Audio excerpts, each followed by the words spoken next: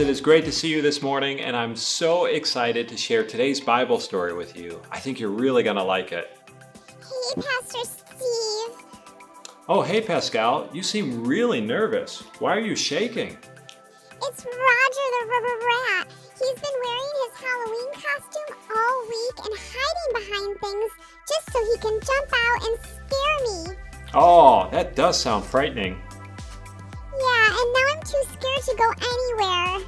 Oh, well, you know what? That reminds me of today's Bible story. It's a story about how God's people were being chased by something so incredibly scary, it would have had me shaking too. But you know what? God's people were able to overcome that fear because they knew that God was with them. And that's our Bible point for today. God helps us overcome fear. Really? Yeah, so let's jump right into today's Bible story and see what happens.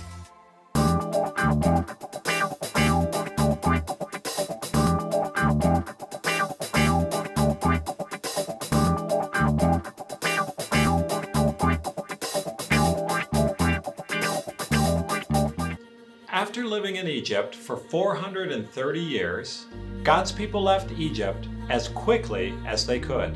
The journey God's people took leaving Egypt is called the Exodus, which means going out in Latin. Moses walked right at the front of the line. God guided the people with a cloud during the day. At night, the cloud turned the fire. Neither the pillar of cloud by day nor the pillar of fire by night left its place in front of the people. The people could always see where God wanted them to go. Soon, God's people came to the Red Sea. It looked as big as an ocean. Did you know the Red Sea is an inlet of the Indian Ocean between Africa and Asia? Its widest point is over 190 miles wide, and it has a maximum depth of 8,200 feet. So there is no way to walk across it. They couldn't fly over it. They couldn't dig under it. God's cloud stood still. The people stood still in the hot sun. They started to complain. Moses, why did you bring us out here? It's too It's hot. too hot. Moses looked behind them. Guess what he saw? Pharaoh had changed his mind again. Pharaoh was coming with chariots and horses and his entire army. There were over 600 chariots coming after God's people.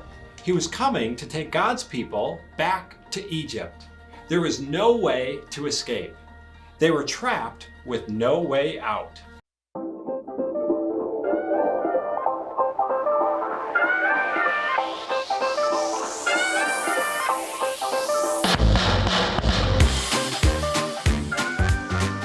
Why do bees have sticky hair?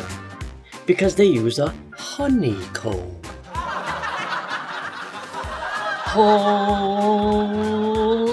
Hilarious! What's an astronaut's favorite part of the computer? The space bar. You know you like that one. That was funny. Very funny. What's brown and sticky? A stick. Page laugh. A word out. Peace.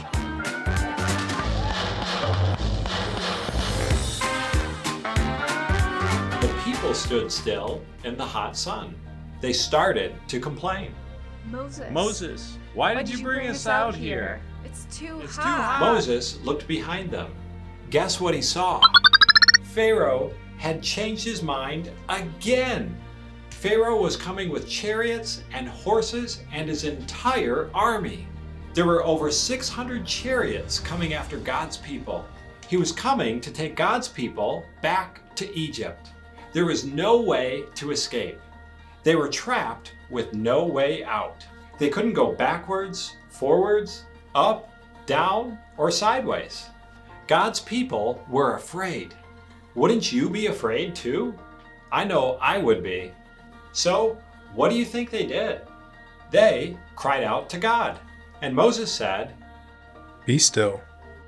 God will keep his promises. God will fight for you.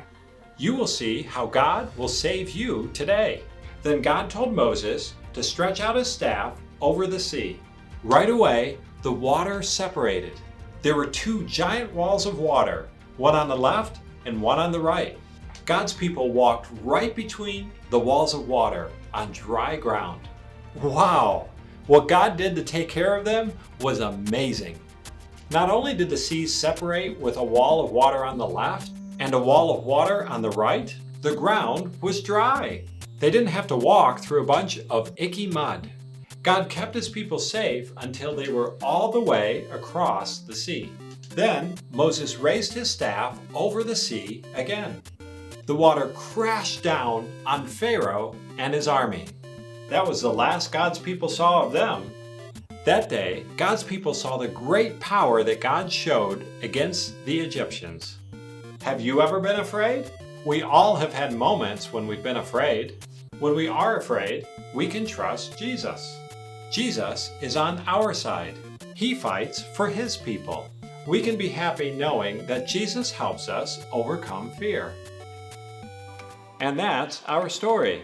Wow! God's people were being chased by a whole army of men who wanted to take them back as their prisoners. That must have been so scary. But God helped them escape by parting the Red Sea. That's right, Pascal. And knowing that God is on our side can help us be brave. And that's our Bible point for today. God helps us overcome fear. I don't know, I'm still pretty afraid of Roger scaring me again. Well, trusting in God takes a lot of practice, and in fact, I'm still learning to trust God each and every day. There are a lot of things in life that we can be scared of, but with God's help, little by little and day by day, we can overcome those fears. Okay, well, I guess I'll get a lot of good practice in this week. I have a feeling Roger isn't going to stop until Halloween is over. Oh, well, what was his costume anyway, Pascal? A scary monster? A terrifying vampire? A cat! Oh, well, have an adventurous week, everyone.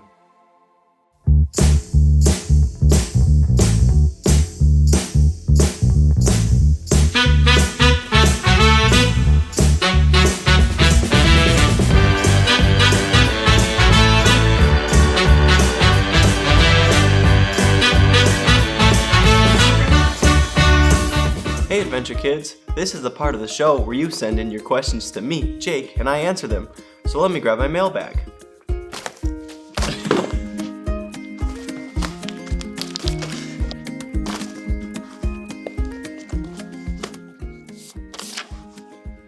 Hi Jake, why do people raise their hands while they are singing? From Juliana. That is an awesome question. If you look around the room on a Sunday morning while people are singing worship songs, you'll probably see a lot of people doing a lot of different things. Some people are raising their hands, some people hold their hands close to their hearts, and some people are even singing in sign language. These are all beautiful expressions on what we are feeling on the inside. These are all beautiful expressions of what we are feeling on the inside, what we are feeling in our hearts. Sometimes when I sing and raise my hands, it's because I feel like I'm reaching up to God and offering Him a big hug. Other times, it's kind of like a little child who wants to be held. If I feel a little down, I may want to reach up and my heart is saying, "Hold me, God." There's lots of different reasons, but a lot of times it all comes from what your heart is saying. Awesome question. Hi Jake, can you eat a donut that's hanging on a string? From Amy. That is an awesome question. Let's find out.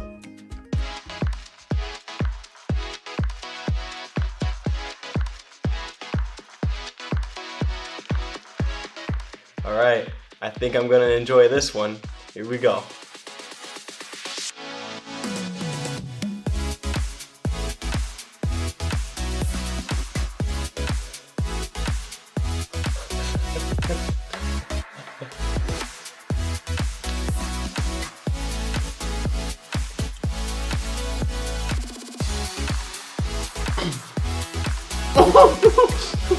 Oh no!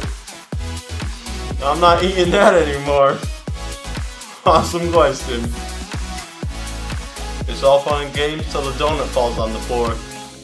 So remember, if you have a question for me, Jake, just go to the website takeawaywithjake.com and I'll be happy to answer your question right here on the show.